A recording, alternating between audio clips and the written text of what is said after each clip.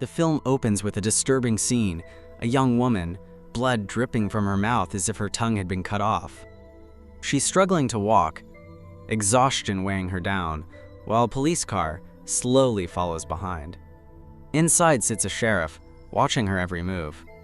Just as she collapses from fatigue, he steps out, offers her water, then hands her a gun with a single bullet. He coldly tells her she has one chance. If she can survive, she's free. Desperate, she loads the gun and aims at him, but when she pulls the trigger, she misses. Without hesitation, the sheriff runs her over with his car, killing her instantly. The next day, we meet Bobby, a young woman who just left her toxic boyfriend after he hit her. She's staying with her sister, but deep down, she still loves him and decides to go back. On the way, her sister calls, warning her to think twice. If he's hit her once, what else is he capable of? Bobby insists he won't do it again, but her sister reminds her of their abusive father. Ignoring her warnings, Bobby drives off and stops at a gas station. There, she encounters Sheriff Bilson, who strikes up a conversation. He asks about her phone call, and she tells him it was her sister. He shares that he has a brother, and they argue too. Then, out of nowhere, he offers her a beer. She declines, finding his behavior unsettling. After paying for gas, she gets another call from her sister, who again tries to convince her not to go back. Frustrated, Bobby speeds off, only to spot Sheriff Bilson clocking her speed. He immediately chases her down and pulls her over. Trying to charm her way out, she applies lipstick before he approaches, but he isn't interested in her looks. He writes her a hefty $1,000 fine. When she protests, he offers a deal. If she pays $300 now, he'll let her go. But she doesn't have cash, so he directs her to an ATM at the same gas station. Returning there, Bobby learns from the cashier, Blake, that the ATM has been broken for days. Suspicious, she vents about the sheriff harassing her. Blake then reveals something chilling. Bilson is the only sheriff around, and he's been pulling this stunt on multiple women before. The realization hits Bobby hard. This isn't random. She decides to escape immediately, but Bilson is already ahead of her. Sitting comfortably, eating chicken wings, he has something of hers, her phone. He ignores an incoming call from her boyfriend, and then spots Bobby's car speeding away. Calmly, he steps outside, pulls out his sniper rifle, and shoots out her taillight. Bobby doesn't stop, but when she notices the sheriff tailing her, she pulls over. Bilson approaches and smugly asks why she tried to run. Before she can respond, he points out her broken taillight, a violation that means another fine. Suspicious, Bobby steps out to check, and that's when she realizes Bilson shot at himself. Now, she knows she's trapped. Sheriff makes Bobby stand near the car and searches her. The way he touches her makes her uncomfortable, but she's stuck and can't protest. He tells her that her boyfriend has been calling her non-stop, so he switched off her phone to avoid distractions. Then, he demands money if she wants to leave. If the nearby gas station doesn't have an ATM, there's a diner ahead where she can withdraw cash. He'll follow her, take the money, and leave. Bobby, with no other choice, gets into her car and drives toward the diner. But in the side mirror, she sees something chilling. The sheriff has his gun aimed at her. Before she can react, he fires at her car. She barely avoids a crash, but the tires get stuck in the sand. Panicked, she hides under the car, holding her breath, until she sees the sheriff driving away. Seizing the moment, she grabs her bag and starts walking. Hours pass. The heat is unbearable, and her water runs out. Exhausted, she finally spots the diner and rushes inside. She notices a man who carelessly leaves his money on the table before heading to the restroom. Desperate, Bobby steals the cash and hurries to the payphone. She calls her boyfriend, terrified, explaining how a cop is after her for money. But instead of believing her, he accuses her of cheating and making excuses to break up. Furious, Bobby hangs up. She sits down, and a waitress named Amy comes to take her order. Amy notices the dirt on Bobby's face, and Bobby explains that she walked all the way there. Meanwhile, the man returns and realizes his money is missing. He starts arguing with the diner's owner, accusing someone of theft. The owner, suspicious, calls Amy over, assuming she stole it. As Bobby watches this unfold, she glances outside and freezes. The sheriff is standing there. panic sets in. She rushes to the restroom, hoping to escape through the back door, but it's locked. She tries breaking the window, but it won't budge. With no choice, she steps back into the diner. Thinking fast, she calls the police and gives them a false location, knowing it will distract the sheriff. Soon, the police radio calls him away, buying her time. When she steps outside, she finds her own car parked there. The sheriff must have brought it. Strangely, he even fixed the headlights. Back inside, she witnesses Amy being fired. The owner refuses to believe she didn't steal the money. Amy, devastated, leaves. Bobby approaches her and asks where she lives. Amy mentions a nearby town, and Bobby offers her a ride. Together, they drive away, leaving the nightmare behind, or so they think.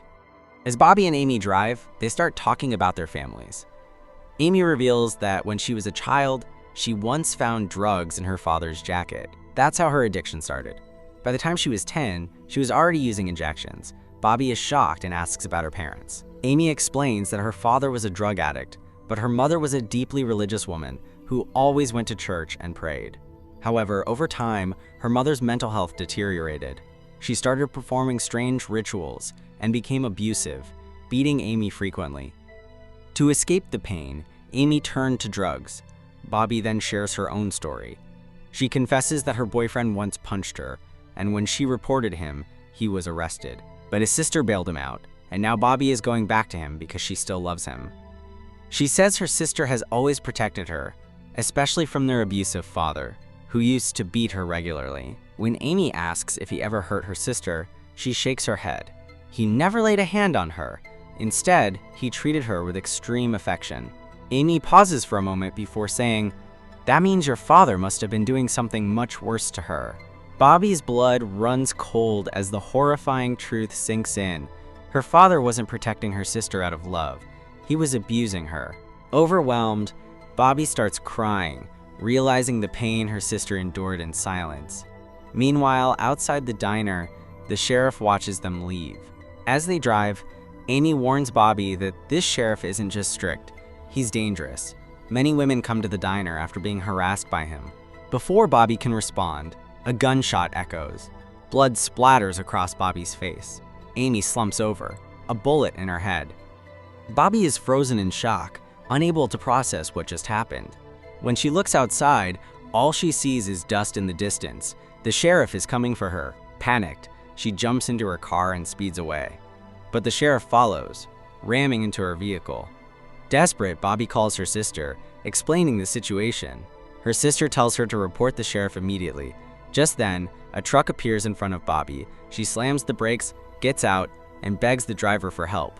The trucker, sensing the danger, pulls out a shotgun and orders the sheriff to drop his weapon.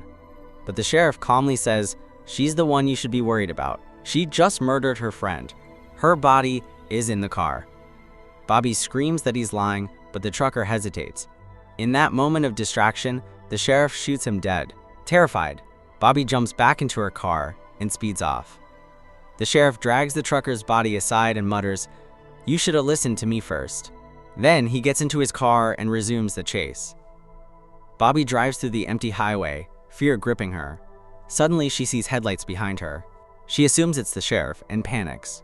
But as the car overtakes her, she realizes it's someone else. Relieved, she spots a sign for a garage and immediately pulls in, hoping for help. Inside, she tries to call for help, but her phone has no signal. That's when she hears footsteps. Grabbing a wooden plank, she hides, ready to attack. When the person enters, she swings, only to realize it's just the mechanic.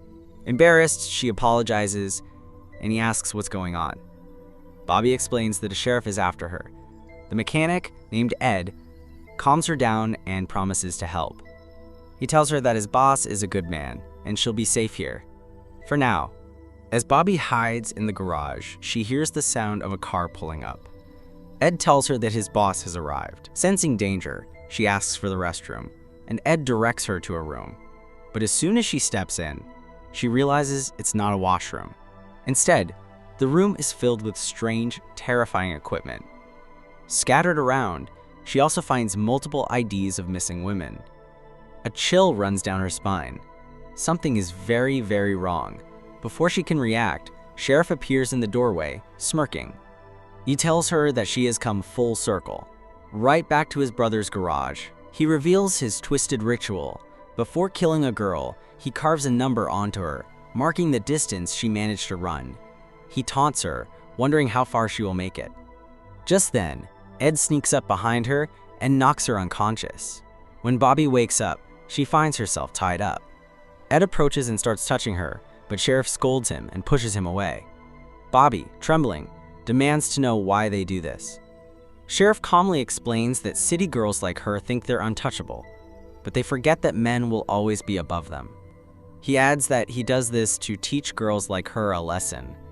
Without hesitation, he pulls out a knife and slices off her tongue, tossing it into the sink. Bobby screams in agony, blood pouring from her mouth, before Ed shoves a cloth inside, causing her to lose consciousness again. Sometime later, she regains consciousness and finds her hands free. Slowly, she moves forward, only to see the two brothers watching cartoons, completely unaware. Seizing her chance, she escapes outside and starts running. But the sheriff quickly notices and grins, telling Ed to get ready for the hunt before grabbing his keys. Bobby sprints through the dark, but exhaustion takes over. She collapses, gasping for air. Sheriff finally catches up, kneeling beside her. He offers her a bottle of water, but she smacks it away. Amused, he tosses her a gun and a single bullet, telling her to kill him if she can.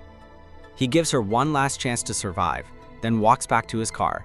With shaking hands, Bobby lifts the gun, points it at her own head, and pulls the trigger. A gunshot echoes through the air, and she collapses lifelessly. Sheriff storms over, furious, yelling that this isn't how the game is played. But then, Bobby's eyes snap open. Before he can react, she drives a knife straight into his stomach. Blood gushes out as he stumbles back in shock. Turns out, she only fired in the air and faked her death. Wasting no time, she dashes to his car, searching for the keys, but they're missing. Just as she tries to flee on foot, Sheriff grabs her from behind and starts choking her. Struggling to breathe, her fingers brush against a rock. With all her strength, she smashes it against his head. Sheriff falls, badly injured. Bobby snatches the car keys and gets in, but as she's about to drive away, she notices he's still alive. Anger flashes in her eyes. She grips the wheel, floors the gas, and runs him over, crushing him to death. Even then, her revenge isn't complete. She returns to the garage, pulls out a container of ice from the freezer, and places her severed tongue inside, hoping a doctor can reattach it. Just then, Ed appears, demanding to know what she's doing. Without hesitation, Bobby rams a metal rod down his throat, killing him instantly. Before leaving, she grabs all the IDs of the missing girls, proof of the sheriff's crimes. Her phone rings. It's her boyfriend. She looks at the screen, then throws the phone away. She's never going back to him. Without looking back, she drives toward the city, leaving behind the nightmare forever. And with that, the movie comes to an end. So that was the story of this film. What did you think about it? Let us know in the comments. If you're new to the channel, make sure to subscribe and hit the bell icon for more exciting content.